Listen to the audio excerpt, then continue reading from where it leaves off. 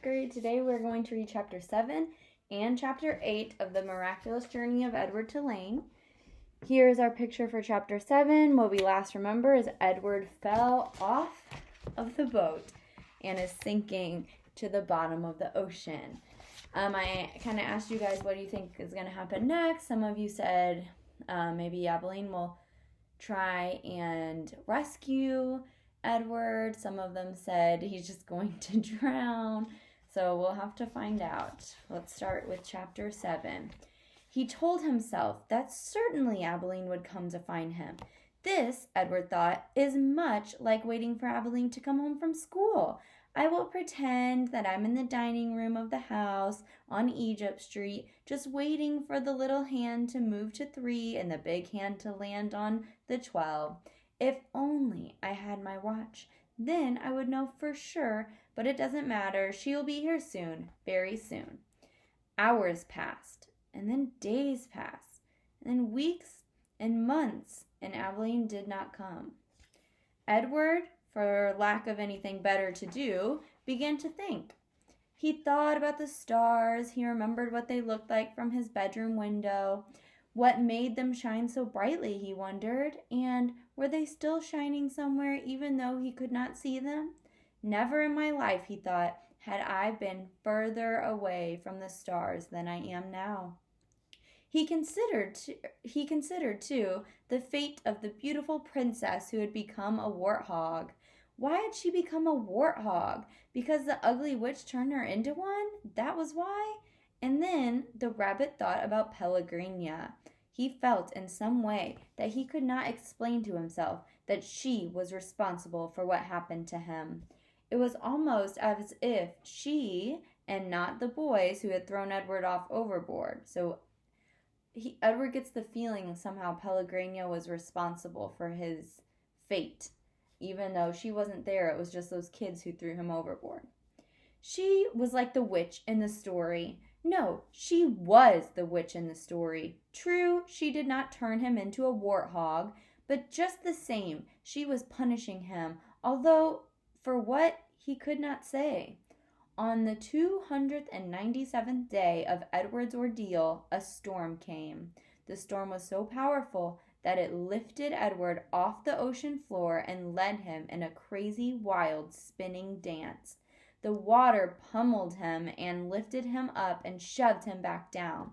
Help, thought Edward.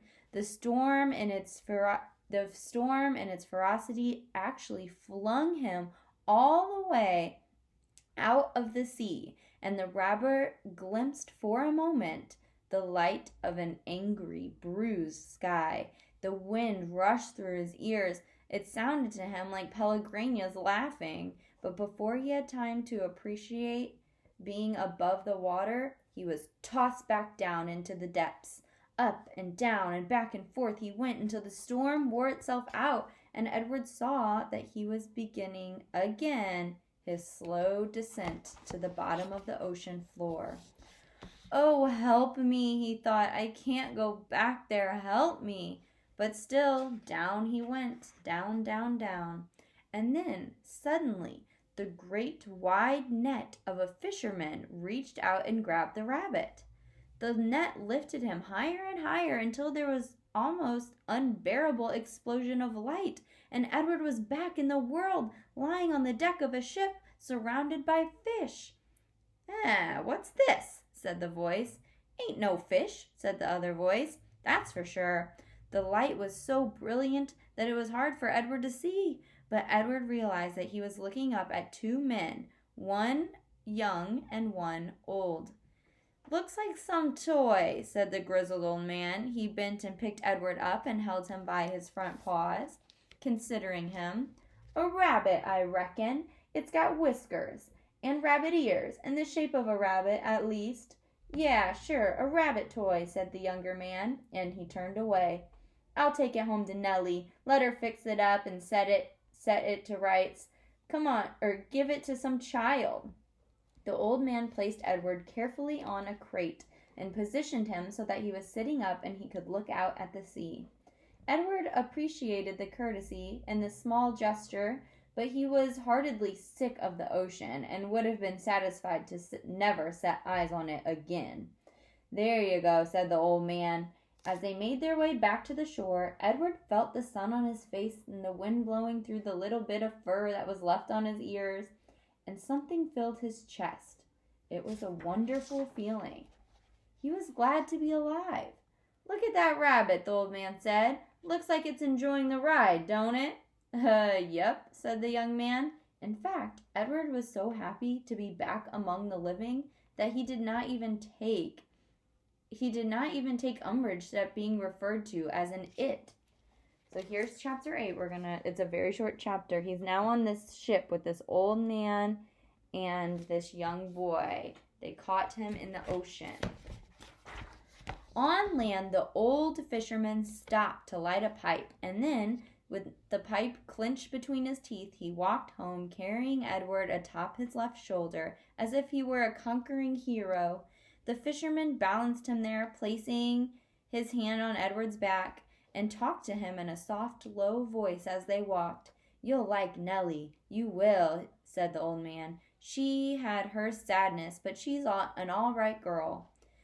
Edward looked at the small town, blanketed in dusk, a jumble of buildings huddled together, the ocean stretching out in front of it all, and he thought that he would like anything and anybody that was not the bottom of the sea.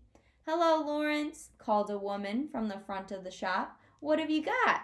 "A fresh catch," said the fisherman. "Fresh rabbit from the sea." He lifted his cap to the lady and kept walking. "There you are now," said the fisherman. He took the pipe out of his mouth and pointed with the stem of it at a star in the purpling sky. "There's your North Star, right there. Don't never have to be lost when you know where that fellow is." Edward considered the brightness of the small star. "Do they all have names?" he wondered. "Listen to me," said the fisherman, talking to the toy. "Oh, well, here we are then." And with Edward still on his shoulder, the fisherman walked up the stone-lined path into a little green house.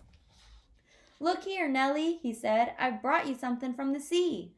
"I don't want nothing from the sea," came a voice. "Aw, now, don't be like that, Nell. Come and see, then."